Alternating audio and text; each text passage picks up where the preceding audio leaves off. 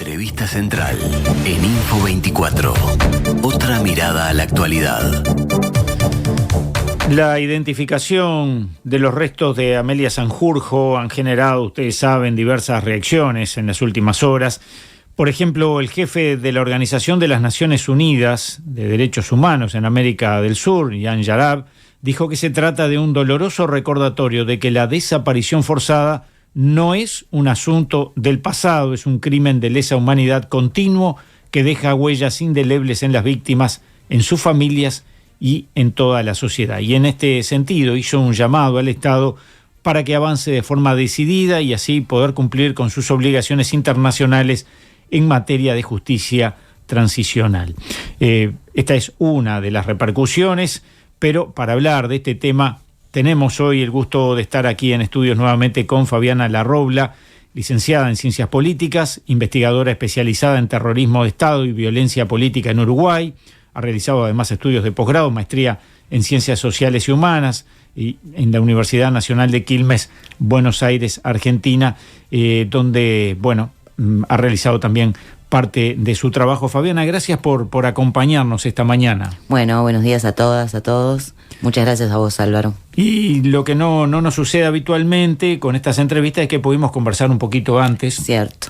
Y tú me decías que ya desde un primer momento tenías casi la certeza de que estos hallazgos correspondían a Amelia Sanjurjo. Sí, así es. Desde el momento que se dijo que era una mujer y que había sido hallada, ¿no?, en el 14, rápidamente eso,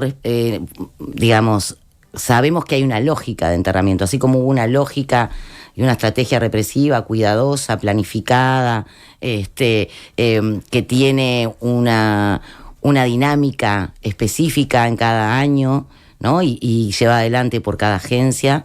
Sabíamos también que no es lo mismo un hallazgo en el 13, por ejemplo, que sabemos de alguna manera que responde a un momento histórico que tiene que ver sobre todo con la represión al Partido Comunista, con la operación Morgan, con el 300 Carlos, que alguien hallado en el 14, porque ya tenemos registro anterior, ¿no? Allí fue hallado Julio Castro, Ricardo Blanco, corresponden a desapariciones en el año fines del año 77, principios del 78, está vinculada a la tablada. Entonces, en la medida que sabemos que es una mujer, sabemos cuántas mujeres desaparecidas efectivamente en Uruguay hubo, y era Amelia. De alguna manera, cuando no es posible su identificación inicialmente, confirmamos que es Amelia Sanjurjo, porque ella tenía 40 años cuando fue secuestrada, 41, y soltera. Sus padres evidentemente tenían que ser mayores, no sé si estaban vivos en ese momento o no, pero también conocemos las dificultades en el proceso de extracción de ADN, de muestras de ADN a familiares. Entonces parecía cerrar, y de hecho fue así, ¿no? Parecía cerrar todo muy bien en esto que, era esperable que no pudiera ser identificada porque presumiblemente no había muestras de ADN de familiares de ella, ¿no? Tú decías, hay lógicas de enterramiento, o hubo lógicas de enterramiento. ¿Por qué entonces es tan difícil seguir encontrando restos? Son 6 hallazgos que ha habido acá en Uruguay. Eso nos ha permitido intuir determinadas lógicas, ¿no? Y darnos cuenta de que en determinado momento se utilizó el 13 y que el 14 pasó a ser también utilizado. Ahora podemos decir, no solamente lo utilizó el Servicio de Información de Defensa, que fue quien secuestró a Blanco y a Julio Castro, sino que OCOA parece que también lo utilizó, ¿no? En la medida que tenemos a Sanjurjo allí. ¿Por qué no ha sido? Eso yo no lo puedo responder, porque yo no sé las formas de investigación o cómo es que se desarrolla la investigación de la búsqueda, específicamente de la búsqueda de restos, ¿no? Pero sí, lo que sí podemos afirmar con total convicción es que no es al azar, de que no es en cualquier lado, de que no es cualquier organismo, ¿no? Son acciones además súper, hiper secretas en las que no participa demasiada gente y cuidadosamente planificadas. O sea, tenía que estar establecido de alguna manera dónde ahora iban a ir los restos. Uh-huh. ¿Y qué significa? Es la primera, el primer hallazgo de una mujer Sí. de los desaparecidos.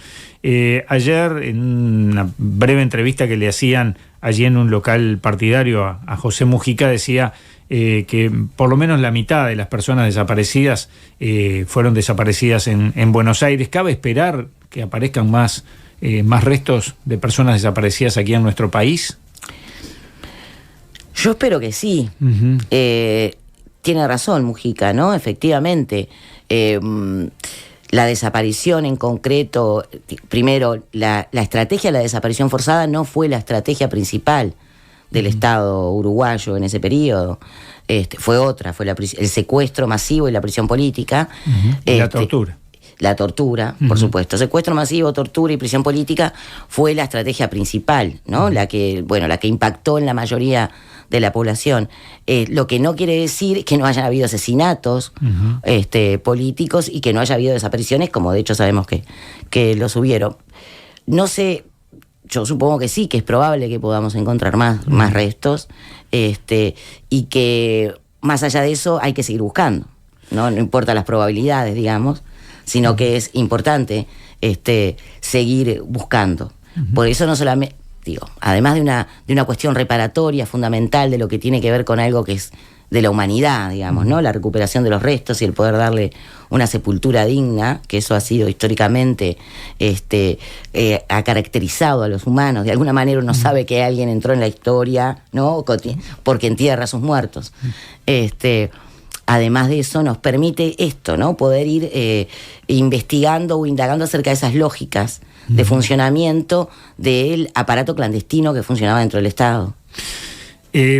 Hay un dato que puede resultar hasta curioso, y es que buena parte de estos militares eran muy católicos. Bien, más de uno ha profesado su catolicismo.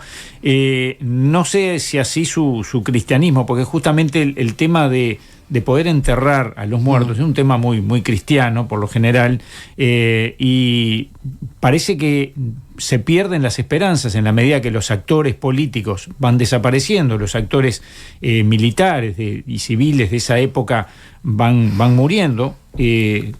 Se va perdiendo la esperanza de saber dónde fueron enterrados. Bueno, pero eso no tiene que depender de la voluntad de hablar de una persona o de otra que no está siendo sometida a presiones como fueron sometidos, digo presiones por ser sutil, ¿no? Como fueron sometidos a torturas una cantidad de secuestrados y secuestradas. En este caso no está sucediendo eso. Entonces... No. Esto resiste el archivo, porque recuerdo ahora que esto mismo tú nos decías hace un año. Sí. No comprendo por qué seguimos esperando que digan algo. Yo creo que está bien como consigna y como reclamo, pero no es algo en que uno pueda basar la investigación o la búsqueda. Uno no puede basarla en la esperanza, ¿no? En un sueño, que un sueño es una cuestión un poco como regresiva, digamos. Pensar, bueno, yo sueño que me van a decir la verdad o me van a decir dónde están. En realidad creo que lo que se necesita es investigar profundamente, investigar cómo funcionan o cómo funcionaron las agencias represivas, ¿no? La dinámica, aún más, ir más al detalle.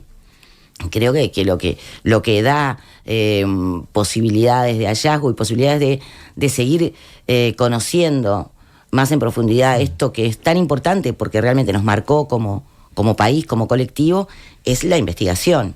No depositar en el otro, que cuando lo hizo absolutamente convencido, y vos me hablabas del catolicismo, del cristianismo, digo, bueno, pero en nombre de las creencias religiosas y en nombre de las ideas se han realizado matanzas, despojos, y se han desaparecido muchísimas personas, y sigue sucediendo en el mundo. Entonces, bueno, no ser católico, ser musulmán, ser nada, no me dice nada, digamos. Claro. A mí, ¿no? Es algo irrelevante que me digan, soy tal cosa. Claro. A nosotros, porque muchas veces nos llegan mensajes de oyentes que, bueno, no entienden cómo, claro, en nombre de se actúa de determinada forma. Y yo te decía, ¿qué significa el que se pueda identificar finalmente a Amelia Sanjurjo, tiene un valor en sí mismo. Y creo que lo que nos pone enfrente es esto de que a ver, porque son dos cosas al mismo tiempo y las dos cosas son ciertas. Uh-huh.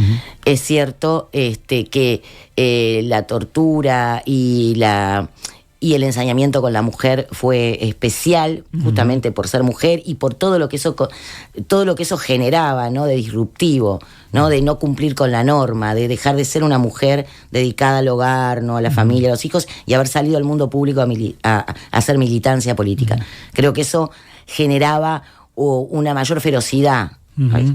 Y por otro lado nos muestra también que para quien ejerce esa acción, en este caso para el Estado terrorista uruguayo, el enemigo era el enemigo y no importaba si era enemiga o enemigo. Uh-huh. Era enemigo.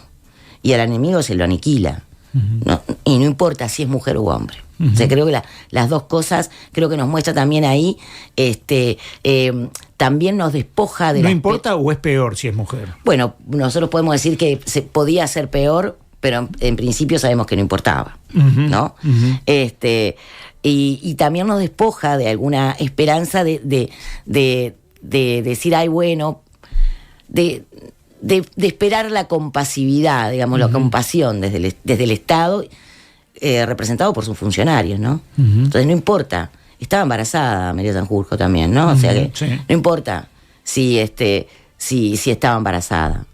No fue el asesinato de una sola persona, ay, que me perdonen, pero digo, también estaba embarazada. Eso podía sensibilizar, sobre todo, uh-huh, esto que vos traías de lo católico, digamos, uh-huh, ¿no? Sí. Y sin embargo no fue así. Entonces, uh-huh, hay algo acá que prevalece, que tiene que ver con la consideración de que el otro tiene que ser aniquilado porque el otro o la otra es un enemigo o una enemiga, ¿no? Y eso, uh-huh, me parece que es brutal. También si alguien espera la conmiseración o la comprensión de otras cosas, ¿no? No la hubo, por ejemplo, en el caso de las muchachas de Abril. No la hubo para nada, uh-huh, para nada. Pero no la hubo y no la hay en algunos sectores que siguen reivindicando cosas que no sucedieron, como que hubo un intercambio como que hubo un tiroteo, claro, cruzado, ¿no? Claro, hay fotos ahí que, uh-huh, muestra cómo ella... Hay fotos de la propia policía técnica, ¿no? Uh-huh. Que las muestra atrás de ahí. Sí, hasta un funcionario policial murió en... Claro, exacto. En esto, o sea que no, hay discusiones que primero son irrelevantes, no importa, uh-huh, porque incluso aunque hubieran ellas disparado, uh-huh, ¿no? Estaba sobreexagerada el ataque que se realizó. Uh-huh. Entonces hay cosas que uno dice, no, este tema lo vamos a seguir discutiendo. Si dispararon, si no dispararon, si tenían armas, si no tenían armas, ¿es relevante realmente? ¿Es importante? ¿O hay otra cosa que es más importante y que no nos animamos a tocar todavía? Porque, uh-huh, digo, justificar la violencia del Estado no tiene justificación. Uh-huh. El terrorismo de Estado no tiene justificación. Ahora, ¿es irreconciliable la mirada de la sociedad en este tema? Porque a juzgar por lo que surge en las redes sociales cuando estos temas se plantean, uno dice, bueno, hay una impermeabilización a algunos temas, parece, en alguna gente. Mira, yo creo que hoy parece que sí. No, uh-huh, sé qué va a pasar dentro de un tiempo, ¿no? Claro. Hoy es así. Esa es la realidad, sí. Hay como una fragmentación y como una falsa oposición también, porque si uno va y puede profundizar y tiene la oportunidad de conversar, ¿no? Uh-huh. Pero lo hay con todos los temas, ¿no? La necesidad que tenemos nosotros de decir esto es bueno y esto es malo, uh-huh, y blanco-negro y no mirar más nada de lo Soy hincha de. Claro, yo soy hincha de esto, entonces no me digas, uh-huh, nada, no puedo reconocer nada o no, uh-huh, puedo, ¿no? Eso cambia cuando hay una conversación personal. Cuando, uh-huh, hay un acercamiento personal, eso cambia, ¿no? Pero por el momento es así y la verdad que eso es lo que no nos da garantías de no repetición. Eso es importante. Y porque si yo... Es preocupante. Y es preocupante, porque en la medida que yo considero que el otro hoy sigue siendo mi enemigo y que no lo mato porque no sé, porque de repente estoy reprimida por la ley, entonces, uh-huh, pero que siento ganas de hacerlo, ¿no? Porque piensa distinto, porque dice otra cosa que no me gusta, porque me es muy difícil. Sí, hasta por una presión social, claro, de pronto, que si deja de estar, claro, el peligro está latente. Y sí, claro, pero es que esas son las condiciones de la posibilidad de repetición, que de hecho nosotros miramos para el mundo y sistemáticamente, cíclicamente aparecen eventos de este tipo y ya no importa la forma que tome el Estado. Puede ser un Estado que tenga tenga procedimientos democráticos también, ¿no? Eso no tiene que ver. Creo que el terror del Estado, y ahí ya me voy para otro lado, puede ser desplegado bajo cualquier régimen, democrático o autoritario. Bueno, justamente estaba pensando en este encuentro que hubo en España, organizado por Vox, y donde, bueno, escuchamos, por ejemplo, al chileno Katz haciendo algunas referencias, por ejemplo, al actual presidente Boric, pero creo que el que se robó todas las miradas fue el presidente argentino, Javier Milei, que uno no sabe si ubicarlo del lado de la locura o del lado de la perversidad. Sí, el tema es que está donde está y respaldado por muchísimos millones de votos, ¿no? Entonces ahí nos tendríamos que también, más allá de que a veces nos puede causar risa y un poco de nervios, y también como mirar como un poco sorpresivamente es la emergencia de ese personaje que es tan convocante, ¿no? Llenó Luna Park y bueno, todo eso. Preguntarnos qué nos está pasando un poco, ¿no? ¿Qué es lo que está pasando? ¿Por qué es convocante? ¿Qué pasa con el espacio de lo público? ¿Qué pasa con la política? ¿No?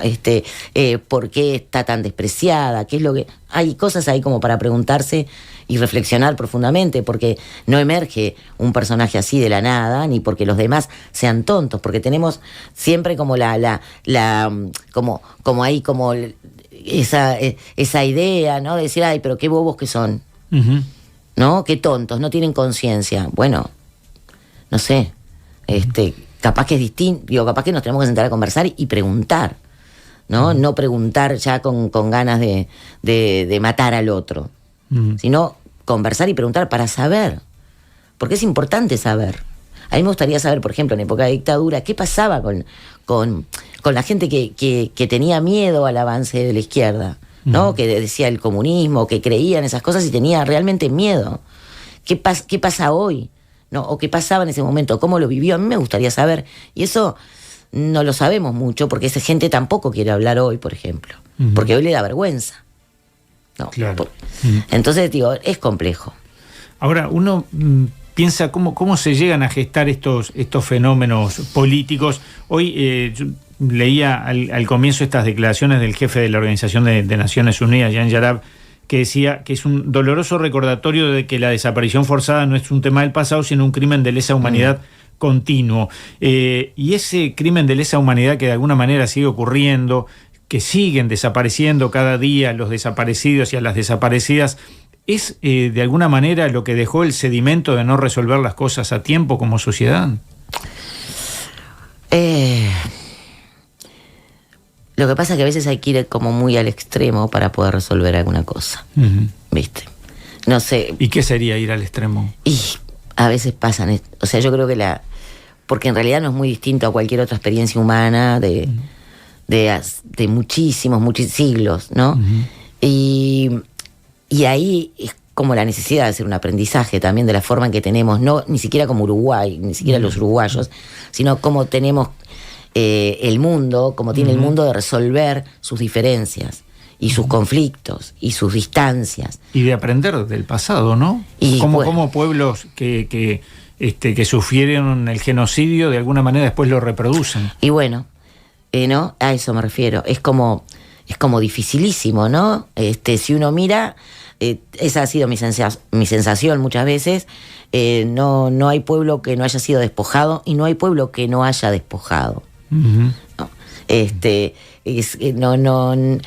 No hay un víctima, un pueblo víctima por siempre, digamos, ¿no? Parece que es una estructura esta que va rotando, va ciclando. Y me parece que es una oportunidad que tenemos todos y todas, cada uno sabrá cómo podrá hacerlo, de reflexionar sobre esa experiencia humana de la violencia, ¿no? De cómo, si toleramos la diferencia, si no la toleramos, cuándo nos da bronca, porque si a mí me da bronca, odio o rechazo que a una persona la desaparezcan o la secuestren, me da bronca porque es esa persona o porque yo simpatizo con lo que pensaba. Y si no simpatizo, me da la misma bronca, o digo, bueno, no importa, qué bien, que lo mataron, o la mataron. ¿Vivimos en un permanente salsipuedes? Sí, bueno, sí, capaz que sí, con algunos momentos de no. Con algunos momentos de no. No, viste que compensa, parece lejos nuestro, ¿no? Uh-huh. Pero bueno, pero acá también resuena la violencia, ¿no? Uh-huh. Son distintos tipos de violencia, pero la violencia que se vive afuera o las guerras que se viven afuera también resuenan en otro nivel, también acá. Parecen lejanas y al mismo tiempo no lo son, ¿no? Porque acá también se vive una guerra en otro nivel. En otros planos. En otros planos, claro. Uh-huh. Y para eso no hay vacuna. No hay ninguna vacuna, no. Hoy estábamos hablando también de ese tema. Es como, de alguna manera, mirarlo así parece como un permanente experimento, la sociedad, ¿no? Sí, cómo nos cuesta, ¿no? Por eso a mí me parece fundamental profundizar y complejizar, y yo sé que eso cuesta, que es más fácil abrazar una consigna, es más fácil decir bueno, malo, ¿no? Y no sentirnos interpeladas profundamente por eso. Pero me parece que si no, esto va a seguir, o sea, la repetición continua de esta necesidad de matar al otro, uh-huh. ¿no? Y de matarlo de muchas formas. De matarlo de muchas formas, sí. Uh-huh. De matarlo de muchas formas, ¿no? Y el rol de los estados en eso. Uh-huh. Claro, porque invisibilizar es una forma de matar, ¿no? Sí, de matar al otro. Sí, lo que nos pasa, por ejemplo, con los jóvenes, con las mujeres, con los menores de edad, con la pobreza. Bueno, por supuesto, hay gente que no importa hoy en día, ¿no? Uh-huh. Toda la gente que está en situación de muchísima vulnerabilidad, ¿no? En situación de calle, totalmente excluida, es una población absolutamente descartable, no solo para el Estado. Ni que hablar las prisiones. Ni que hablar, Uh-huh. Que yo creo, bueno, eso también tiene ahí un vínculo importante con lo que fue para Uruguay la experiencia de la prisión política, ¿no? Uh-huh. Las prisiones hoy, terribles. Uh-huh. Y es una población que a nadie le interesa. Uh-huh. A nadie. Cuando digo a nadie, digo, bueno, el porcentaje de población a que le interesa es irrelevante estadísticamente, uh-huh. digamos, ¿no? Porque es muy poca la gente que realmente le interesa la situación en que se encuentran esas personas. Además, hay otro aspecto que por lo general no se menciona, ya en el final, hasta te pido disculpas por extender tanto estos temas, pero hay un tema que me ha preocupado mucho en los últimos tiempos, cuando uno toma contacto con lo que fueron las poblaciones jóvenes durante la dictadura, no políticas, uh-huh. no estamos hablando de prisión política, sino de la prisión o lo que era el Consejo del Niño, ¿no?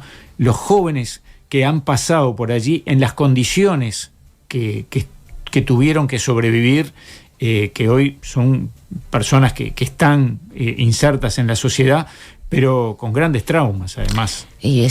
Pero claro, ¿no? Fue terrible. De las que no se habla, por lo general no se habla. Y recién se empieza a hablar, ¿no? Hay gente trabajando hace tiempo, pero no toma estado público en la gente. No toma estado público, tampoco toma estado público en esto de los que menores de edad, de la gente muy joven que fue secuestrada, que fue sometida también a tortura, que sus padres pidieron la patria potestad, que quedaron después sin estudiar. Y tampoco se habla de los secuestros de personas que de pronto no eran militantes clandestinos, uh-huh. O sea, no tenían todo ese bagaje, ¿no? O ese sostén de alguna manera que les permitía transitar por alguna experiencia. Fue masivo el secuestro en Uruguay, ¿no? Y duraba 2 días o un día que te durara y era absolutamente traumático.